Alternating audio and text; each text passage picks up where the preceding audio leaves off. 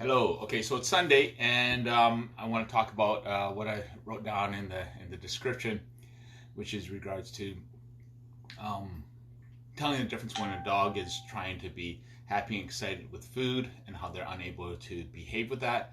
And then the other part is what is that? I can't remember what the first part was in regards to because I wrote it all out. I'm gonna have to go check my other phone, my old phone. I mean, because it still works on here. Um, look at this stuff. Anyhow, so what I'm doing is today I'm going to also feed my pups here some raw beef bones and everything, so they'll have that as well. And as you know, I feed raw to all my dogs. Yesterday I was going to talk about the fact that I don't eat meat myself, just as a process from working with dogs. It would just conflicts with me trying to save a dog's life, etc. So I don't eat meat. It took me a while to stop eating meat. I'm the guy who would buy like the 5-pound prime rib that's $100 at Costco and eat it in like 2.5 days, which would make everyone aghast that I was living with at the time. So now I don't eat meat, but I feed my dogs raw because raw is the natural diet of all canines. They developed kibble back in the early 1900s when they were unable to, keep refrigeration affordable for people because people were moving out of the country into the city.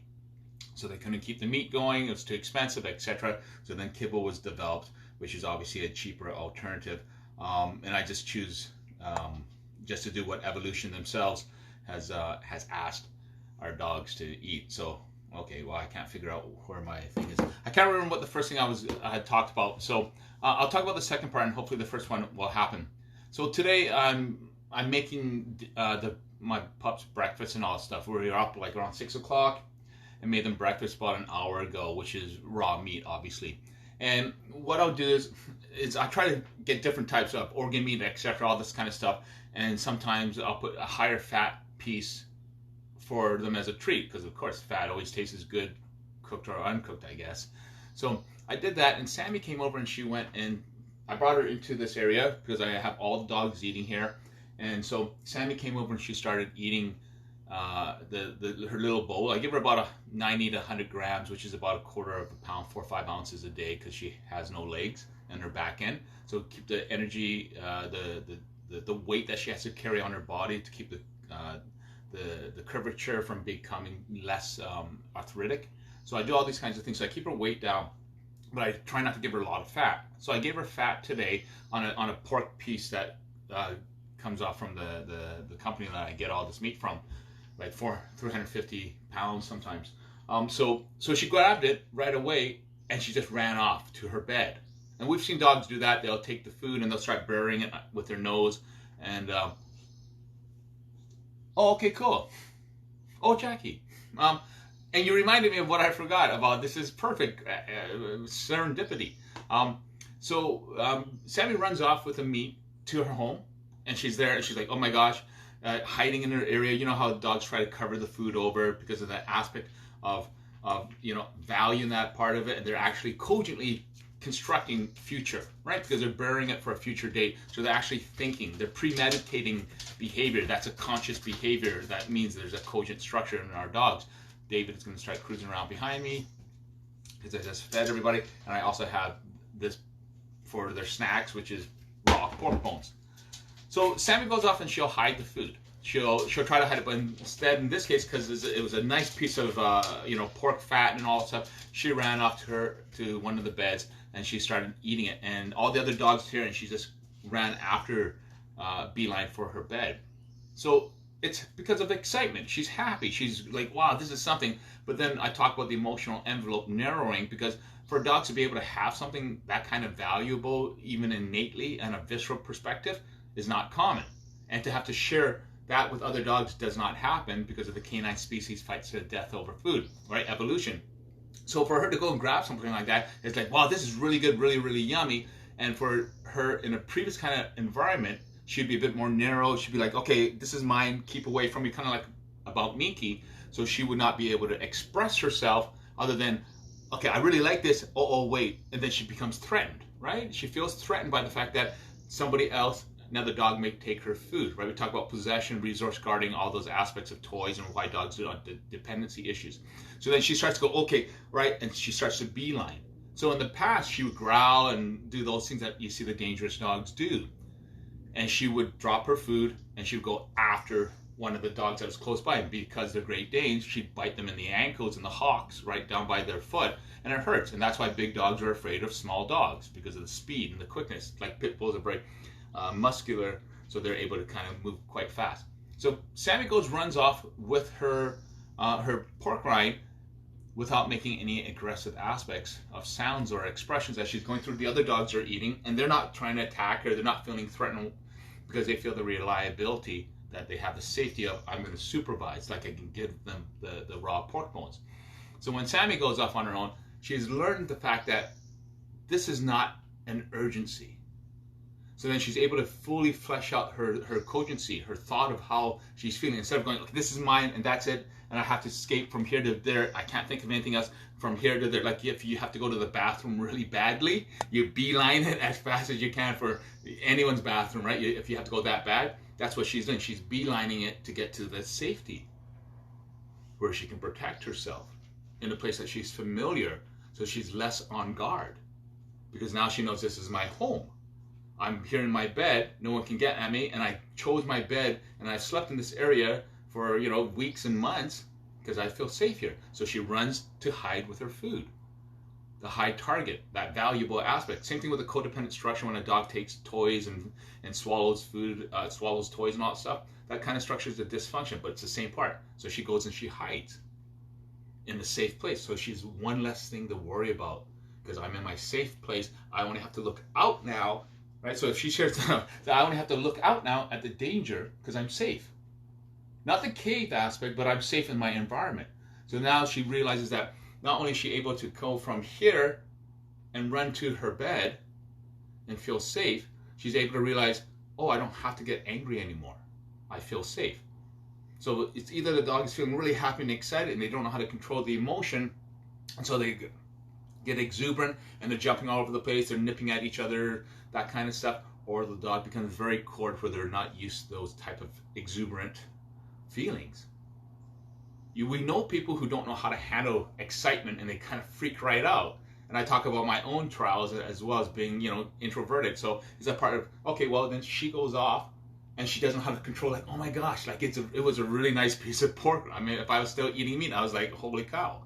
So she goes off running after it, and it's a huge piece because I usually cut it up small for her because she's somewhat non-ambulatory, so limited amount of mobility unless she's in her wheelchair, so she doesn't get all that movement. So I try to keep the smaller pieces so it doesn't get cored up into her intestines.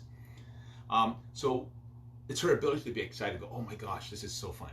I get to go and get this, and then she feels safe. And when other dogs come around, instead of her feeling protected in her place and going, I'm going to defend, she goes, okay, well, I'm just going to tolerate you guys, but I can still make eyesight or know that my dad is around so that he'll still intervene if there's an issue. So now we have David outside causing issues with Nero. Not Nero, sorry. Oh no, he's barking out at people walking down there. Okay, so the other thing I'm going to talk about, and I'm going to give them snack now, and then they'll go out there and eat on their own. You'll see that they'll be able to coexist with maybe some minor aspects of conversational intervention, and that's it. And the conversational intervention is just regular context. So I'm going to get more, as you can hear my voice, coring down to a regular tone of voice. As I talked about before, how tone has to be different when teaching contextual comprehension to our dogs to understand what our words mean, just like we teach a child the color green and the gradients of green.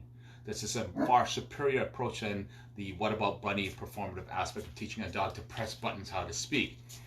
You can't teach a dog how to press buttons to speak if they don't even know what the first word means, and you can't get them to put into a structured grammatical process when they don't even understand the cogency of their own ego, because language is an ego-driven behavior. So the whole entire what about bunny thing completely fails.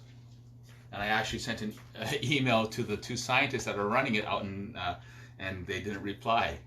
I criticized them. I just fixed what they said wrong. I said, you got to use a natural central sound speaker. You got to use the same color buttons, gradient, and start with one button and then two, so that the dog behaves naturally and organically, going, okay, one, right? You learn one, you learn the color, you learn the word stop and go, right? You learn stop, then you learn what go means, right? You learn no, then you learn what yes means. So the construct doesn't make sense when you're trying to get a dog to do a complex sentence structure. If you do the comparative of a dog being like a child at that same age group, you can't get a 2-year-old child to do even a one-word sentence. Most kids. So the performance doesn't understand when they're trying to create that level of cogency at the human side. It's crazy. It's silly. So I'm going to give them their snacks and all that stuff as I turn the language a bit different in the tone. I'm turning my voice all over the place now more often when I'm getting you guys who are actually following and watching on a regular basis. You can see my behavior becoming much more natural because now I don't have to be as contrived to teach you guys what I'm doing. So you see the behavior all the time where I'm talking, and I'm making pointed tones of sound every time so that the dogs can hear what I'm saying. Okay, so they don't know the terms treat. Treat, who wants a treat? Come for a treat, who wants a treat? I don't teach them those words. Snack, who wants a snack? Minky, do you want a snack? Hi, Minky. So then they hear those words as a cogent aspect. What do? Do you want a snack? Do you want to watch a movie? Let's get a snack, right? That kind of stuff. Regular language. Minky. Sorry, Minky. I can't let Minky go away unrequited, right? He needs to get, if I say that, I've got to teach him that that's what it means. Minky. Hi, silly boy. So they don't understand. So it'll be, Sammy, do you want a snack? Now they're hearing the tone shift in my voice. Minky. Oh, sorry. I didn't reach down low enough for Minky. Hi, Lincoln. Lincoln, come for a snack. So Lincoln's going to come in, Lincoln. So, hi, Lincoln, right? So then I'm going to say, hi, Lincoln. I'm going to look around as well. So even if not talking to them, they still hear it. And I can see David in the reflection in the glass door of this house that I'm renting. So he can see me. He understands angles. And then those of you who watched Minky 3 days ago, you saw him recognize himself live, looking at himself and seeing himself in this actual television or cell phone screen. He recognized himself. Cogent structures, because I taught the dogs how to use angles on the mirror as two-dimensional aspects of comprehension so that they can actually look at the mirror and look at me when we're talking. Just like human beings, understanding egocentric and interdependent relationships, even if it is themselves in the mirror. Kind of like that one where you see the two fish and they angle the mirror on one to make them fight and all that stuff. That kind of, stupid pet trick, right? So here's Lincoln. So I'm going to give Lincoln a bone. Once I give Lincoln a bone, he is going to go happy, happy. So I'm going to give it, but he doesn't want this one. Okay. So Lincoln, come over here for a second. So I'm going to bring Lincoln to the frame. Lincoln, come here, please.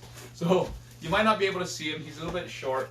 He's not as tall as David. So I'm going to give him instead. He wanted this. I was going to give him this beef bone, but he doesn't want it. He wants the pork bone. So there he goes. He's going to go outside, and then the other dogs are going to see him. And what are they going to do? Oh, what's going on? They're going to put together. So he's eating here. He doesn't want to go outside. There he goes. So they're going to put together what Lincoln did, right? They're going to look and figure out causation. How did he get that, right? Consequential behavior. What could have happened? So they're going to watch and see what's going on. They're going to get slightly impatient. They're going to start cogently thinking. So David's now was laying down. He's noticed that Lincoln's been chewing on his bone for about 6 seconds. He raised his head up. And the thing, he's watching Lincoln. He's expecting me to come out, because I normally do. So what I'm going to try to do is force him into a bit more of a cogent process to think of problem solving. But the problem is, I see Lincoln with food. The problem is, I want food, right? Simple child behavior.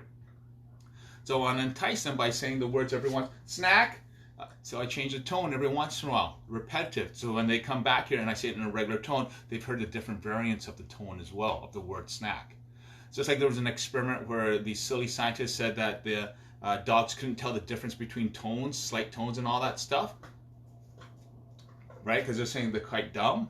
Dogs can't understand the cogency, when in actual fact is, if you were to take a regular person that does not speak Chinese, I don't speak Chinese anymore, and I tried to learn Chinese. There's 8 different variations of tone. I try to listen to it. I can't tell the difference between 3 or 4 of them. And I'm an adult human being. So when they try to compare dogs to humans, apples to oranges, right? The scale of a human at 100 and the dog's at about, in the 70 percentile range of quantifiable sentience. It's kind of silly, right? You can't go, dog doesn't understand tones. Well, yeah, because you don't understand how the dog processes. So they're not coming out here. So I'm going to be a bit more forceful. Interestingly enough, when I move my hand and point in a direction of voice, I could see David's head move up a bit. So I'm always paying attention to what's going on to the environment around me. I know Sammy's inside. I know Lincoln's outside. I know David's outside in the mirror. I know William's over here in the corner from before I started. And then Minky is probably off in the corner wandering around or just sitting there. So I'm going to say his name again. The other problem is that Lincoln is directly in the doorway. So now they're going to be a bit apprehensive. And the issue will happen is if Lincoln goes through, then let me just see if I'm going to get this meat off here. Then what? Okay, there's Minky. Minky. Okay, so I'm just going to get David to come in. David. William, do you want a snack? So we're going to get them to come in. William, come please. So let me see. That's my. Let me just see here. There you go. William. Hi, William. Yes, they've destroyed that. It took 3 weeks and it was gone. I was really happy about that. Okay, so I'm going to give William the beef bone here. So William, right, come. Hi, silly boy. Here, William. There you go. So there's William. Right? And so William's going to go outside. David's going to see what happens, and then David's going to go, oh, well, what's going on? So he's going to hopefully put the two together as a cogent structure. Problem solving. Not the part where he goes, oh my gosh, oh, somebody's happening, I'm getting food, right? Because he's not being enticed by the words. He's not being enticed by a performative behavior. He hears the word treat or snack. Oh, okay, that's what it means. In other words, he's got to learn what the word means. Same with Lincoln, who figured it out sooner because he's heard my language before. So I created different inflection points.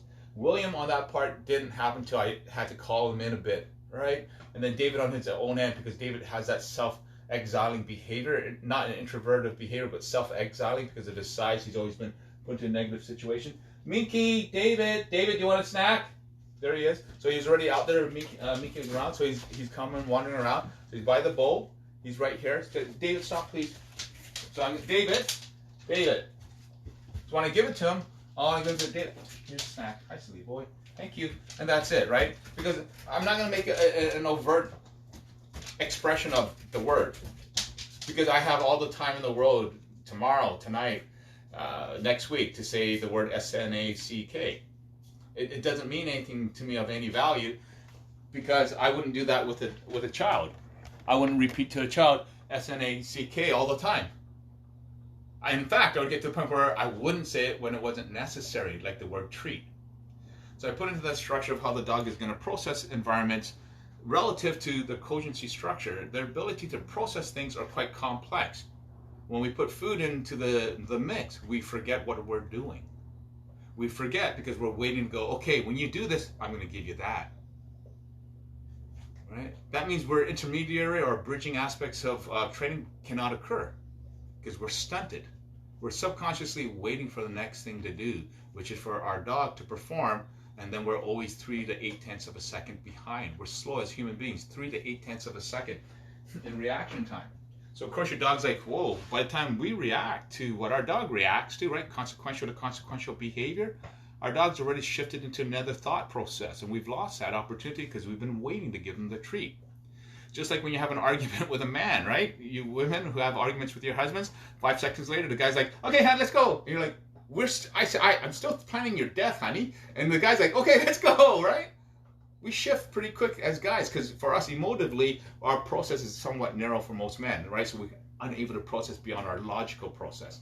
So when it comes to dogs, the same process, right? Men, dogs, women, cats, and all that stuff. But the same process happens. It's not unable to process, unable to go, okay, whatever. So then we put context into it.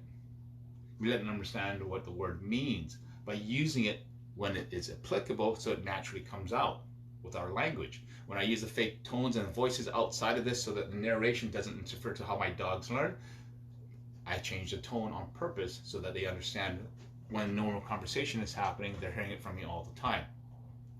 When Sammy runs off with a piece of meat and all that piece of pork rind that she's so happy about, I use a regular tone with a slight play to prey drive tone in it on purpose.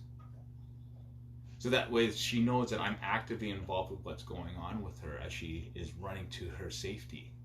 Right? She's got 2 legs, no hind legs, so it makes her very, very much more concerned than the other dog coming in.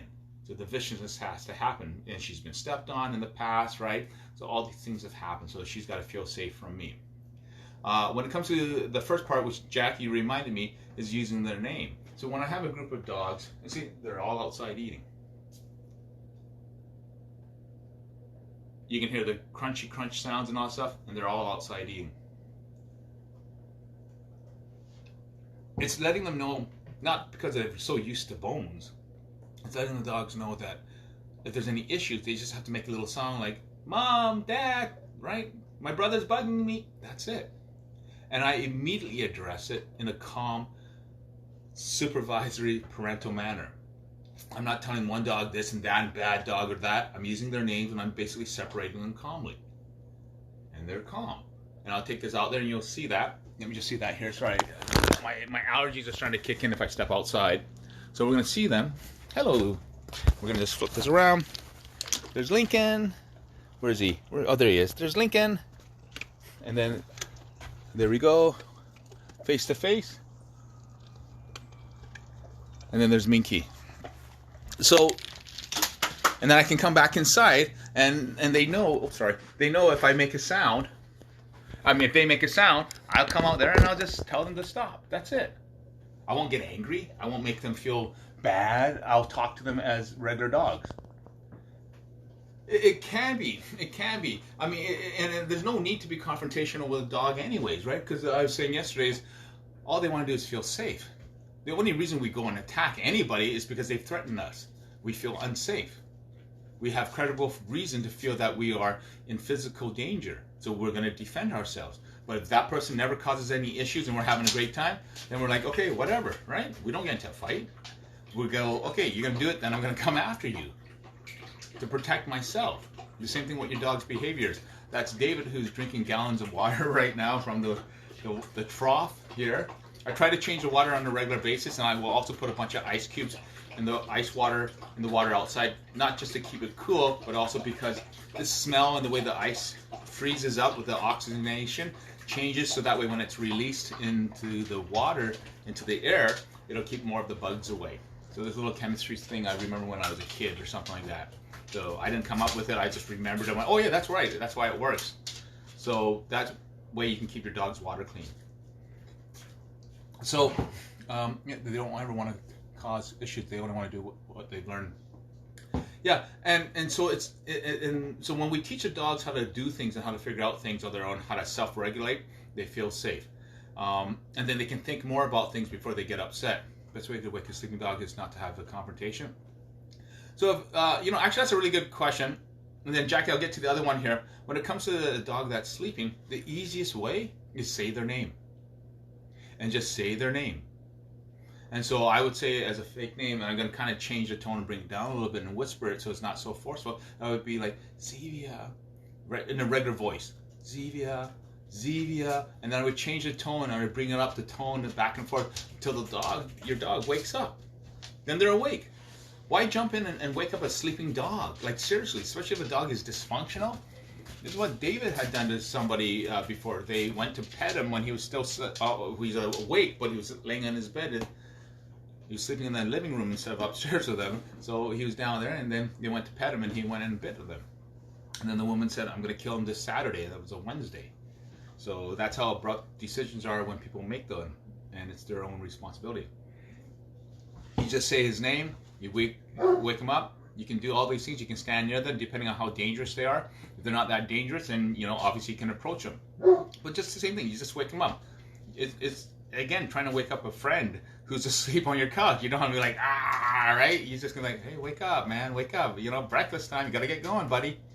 That kind of stuff.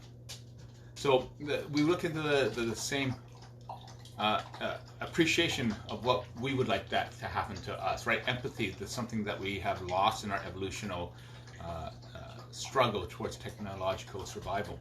Now that's Minky who's slurping away at the water. And so that'll just be a point of his own part. Okay, I'm just gonna wait till he's done. Okay, good. So when I talk about the daycare aspect of it, so there's a little bit of part, and that's just David teasing with Lincoln. So that's teasing, because you can hear the sound of the tone, the sound of the bark, the tone, right? That's why often you see dogs bark twice. If you listen to the tone when they bark twice, especially if they're just laying down and another dog walks by that they don't like, they'll bark twice, right? It's a self-identification and it's a declaration of statement. Listen to the two tones, it's completely different, and it's an actual cogent pause between sentences, right? Roof, roof. So you listen to that, you'll hear that. Lincoln on his end, hi silly boy, he just does a single one, and it's a point of just slight irritation.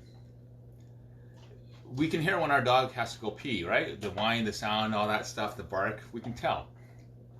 It's the same thing we can do with anyone else's dogs. So when I'm trying to deal with a group issue, and again I have 5 to 7 dogs, or I go and work with a group of dogs, the whole situation is, if I'm going to identify one dog, I'll make eye contact, of course, right? Because in situations like this, the other dog's going, what's going on. If I don't make eye contact, then I will still try to catch up by making eye contact and confirmation again. After I do that, then I'll identify all the other dogs in my line of sight. So that way they don't get confused that they're hearing a name that might be theirs. Because they don't know possession or egocentrism with their name yet, then they don't know who I'm talking about. So then, yeah, they feel, right, it's the cogent structure of the interpreting your nonverbal fluency of what you're doing physically, and the aspect I talk about how dogs cannot actually smell fear in the sense of realistic confrontation, because it's just not physically possible, especially at distance. Right, because they're watching physical behavior that's abnormal for humans and animals, because they can tell physical musculature becomes a bit more stiff and slightly pause, breathing patterns change or become shallow or held. Right, some dogs, predatory dogs, will hold their breath when they're about to attack.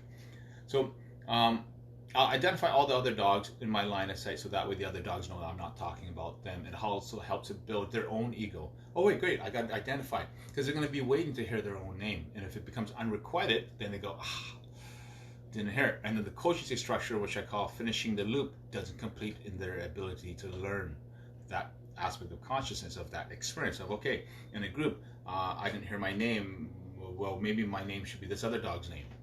Is he talking to me? Who's he talking to? Those questions are happening at obviously a really gossamer thin type of comprehension, but it's still there, right? We have that latent thought way in the far back, that inkling, like it's just on the tip of my tongue thing. That's kind of how your dog processes those much more complex issues. So it's difficult for them to know what's going on unless we start clearing it up for them. So then they go, then they start bridging the pieces together. Now it makes sense. That's why teaching a dog to press all these buttons doesn't make sense, because it's performative. There's no cogent structure of this is what that word means. This is go, this is outside.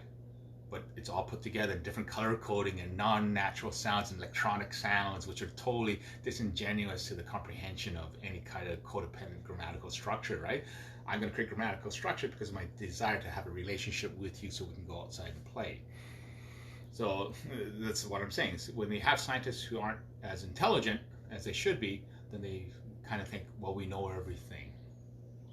By identifying all the dogs, they know who they are. They get a codependent behavior. When I go out there as well, if the dogs aren't here, I'll still mention the ones that are not in the room, so that way they know. If they're in the kitchen, living room, wherever I am, relative to I am, I'll call them out as well, so they know that I'm acknowledging their existence within the entire group, because they heard someone else's, right, another family member's name called.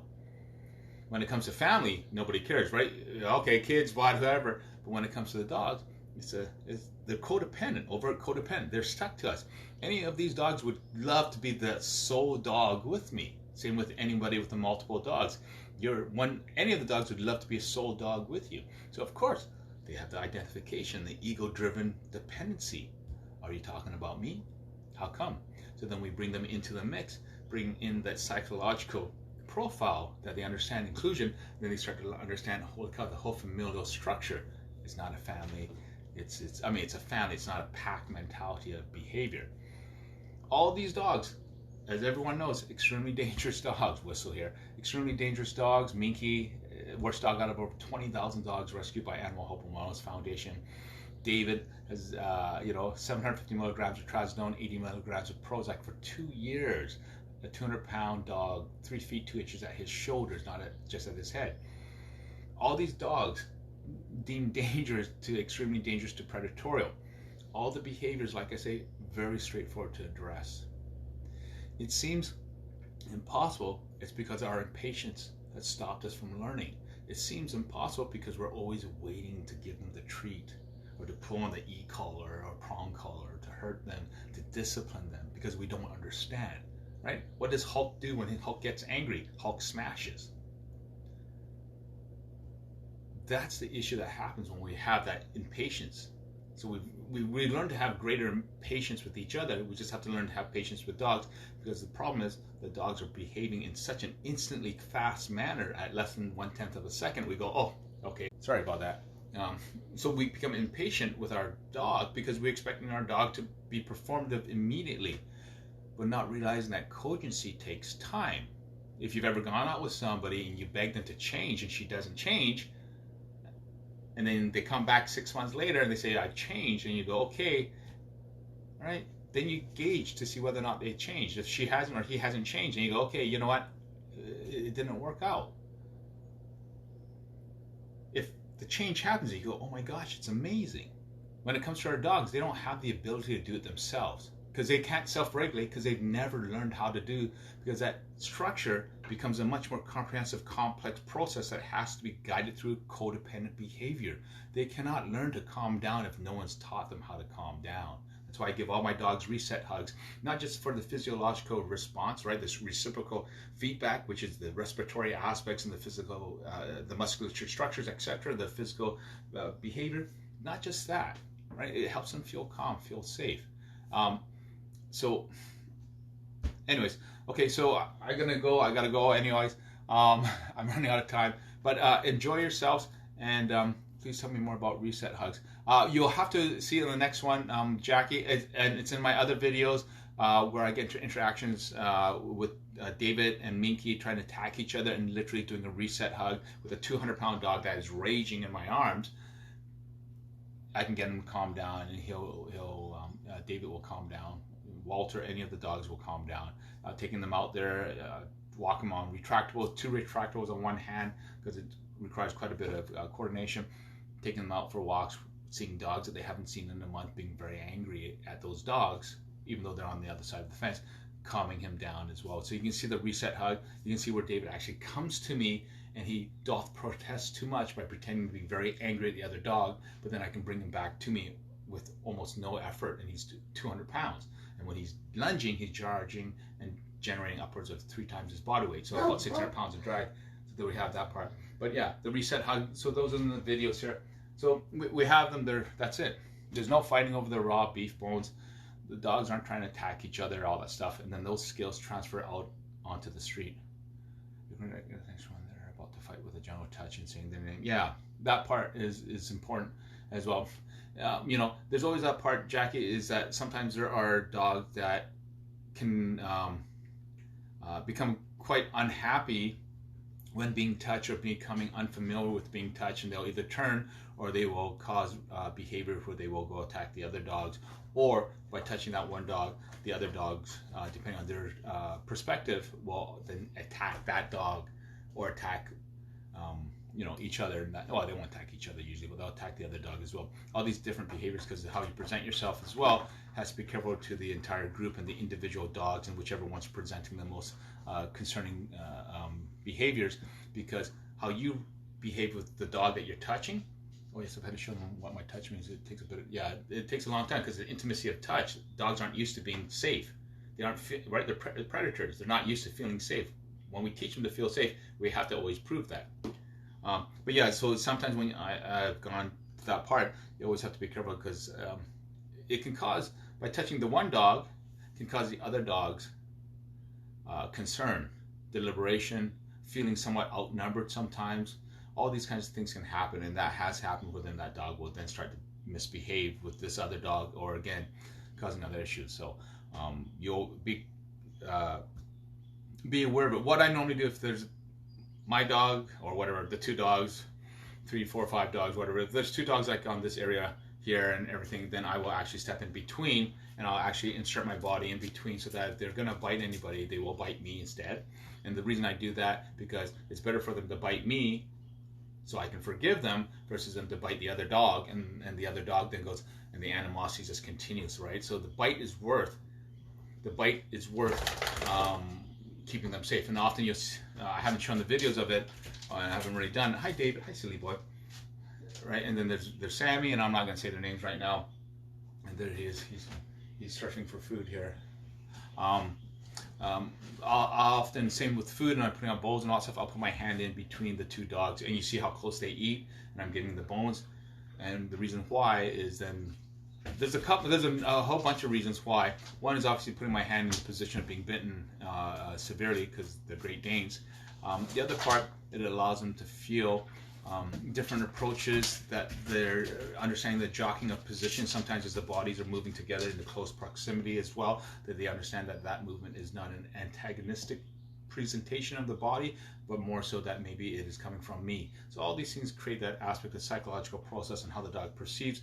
Same thing when you build, like, blockades and barriers. Like I said the other day, there's certain ways you can create a visual aspect of a dog gate that will cause a dog not to move, because they see visually what's going on, right? They understand the comprehension of that structure. Same thing when I go and approach a dog, right, and I touch them while they're in a heightened environment.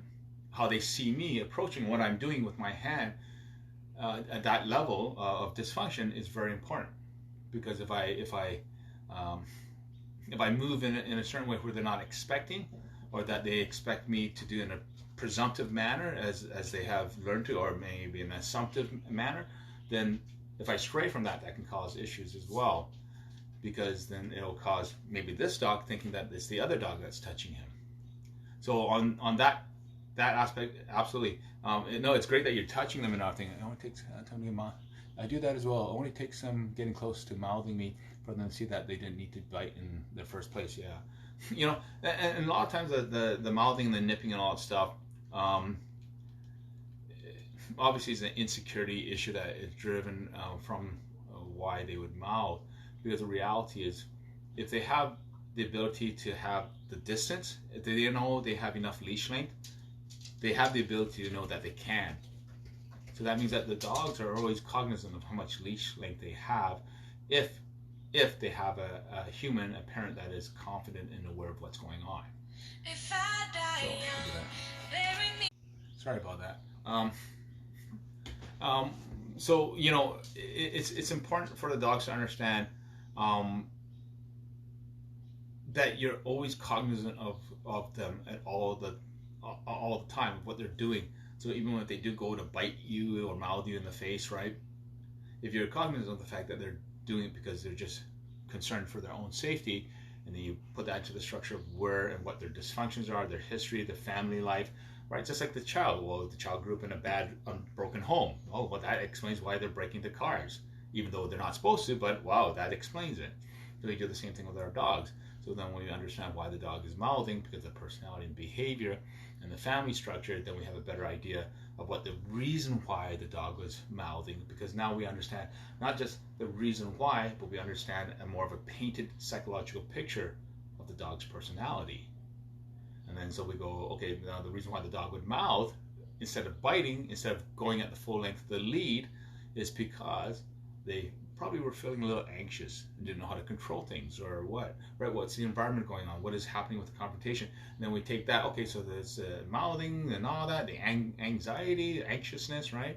Then we break it down to even more of, okay, well, why would they be anxious? What happened earlier in the day? Have they had any issues in the last few weeks?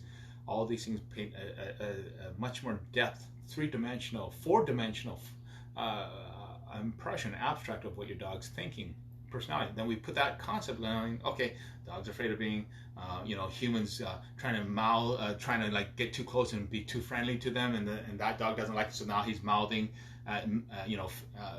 lunging, mouthing to keep people away now, because he doesn't like people coming that close. Maybe somebody was too much, or was just like really irritating that the dog just instantly didn't like. Right? We've had people where we've had to meet that we didn't instantly like, or we just instantly disliked, and we're like, oh my gosh, I hope I never have to deal with that person again. And then they see another person who may have presented to them in that latent process of abstract memory, right? That slideshow projection aspect of comparative abstracts, right? Then perhaps the dog's like, oh gosh, this reminds me of this other person. irritating me, right? What do you do when someone's irritated? You smack them back, right? So then we look at the context of what could possibly happen in the psychology of why that one dog mouthed at you out of that one time. Then we paint the bigger picture of what the dog's personality is. And it truly is that simple, right? I explain it in really simple terms that anybody can do. You can go home and do it yourselves, right? You go, okay, well, why did my dog do that? Well, he hasn't seen me in 3 hours. I've been outside. I've gone to the park. I've gone and petted another dog, right? That's the ultimate taboo without their permission. I've eaten this. I hung out with some people. I hugged a few friends and all that stuff.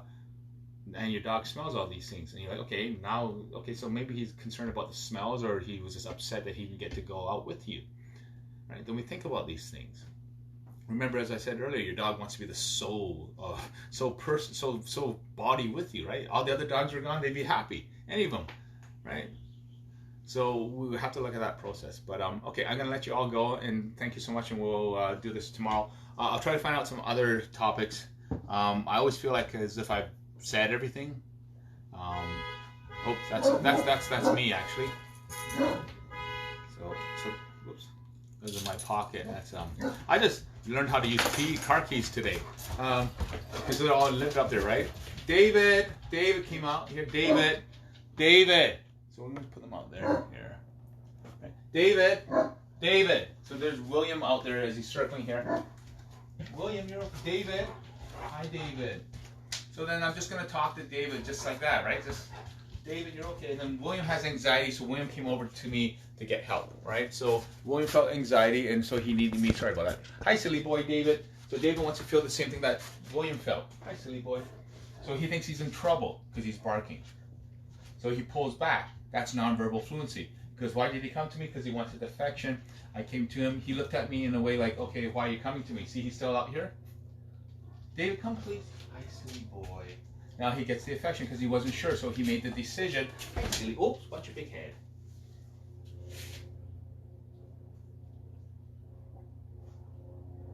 Hi, silly boy. So you can hear him swallowing psychosomatic processes. He's processing the higher levels of emotional aspects. If we understand context of how the dog thinks, and we understand why he was just swallowing to begin with. All these aspects happen, right? If we have context, we have relational structure. We can compare. It's like a trough here. It's like the Red Sea. Thank you, David. So he drinks water out of the nervousness. There's water inside, there's water outside. It all goes back to his inability to process that complex emotion where he's barking. And I gave him no heck. I just said to him to stop. I didn't change the tone. So he goes, well, I stopped. Why did I stop? So we put into context how the dog processes their environment relative and comparative to their personality and how do they behave. Just like we do with human beings.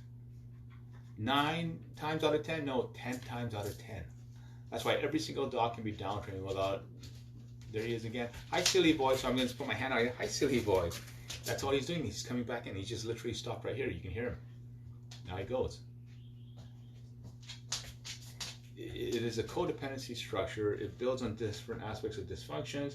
He's looking at the food. Hi, silly boy. He's looking at the food out here. He's surfing around. Right? I haven't cleaned up or anything like that. Hi, silly boy. So if we make dogs feel safe, we're never going to have a problem. If they know who they are, egotistically driven behavior, then they'll never have a problem. So that's all how the simplicity of it is. Telling them to stop barking. They're eating the raw beef bones. He's circling around with the raw. They're all highly dangerous dogs to begin with, interacting socially because they know that they're safe, but they also know how to self-regulate. You heard the growling from Minky just now as they crossed into a very narrow area just now where the water was. The self-regulation. So instead of David going and turning and attacking Minky, David self-regulates and walks it off. He leaves the area instead of getting into a fight where he would win 100%. That's cogency. That's using absolute power sparingly. Same thing with our dogs. Like I said, we have absolute power over them. We feed them, we walk them, we take them in and out of the house. We open the doors that they will never be able to open themselves. We have them as hostage. Absolute power. So we need to understand that our power does not need to be wielded in such a way where it's so obtrusive. Yeah, and anyway, so that's it. Talked about the other day about my comic books. Conan the Barbarian #1. Hopefully it's going to sell for about $500. I got some sports cards coming in, and then I'm going to start talking about some stocks that I'm investing in on the OTC. Those of you who understand the trips and all that stuff, going to do that. And there's a couple that I'm working on a play that I'm hoping will be quite lucrative. And then I'm also working on still on that other aspect of this kind of partnership with this other individual down in Florida. So that's still in the process of working on it, and maybe in about 2 weeks I'll have an announcement of sorts, because it just has to be pushed back. It's a simple thing that's going to escalate, but it's going to be pretty awesome, and hopefully it'll be able to leave a significance for all the dogs here. All the dogs, not just mine, not just the people who don't own dogs, but everybody. All right, thanks a lot. See you tomorrow.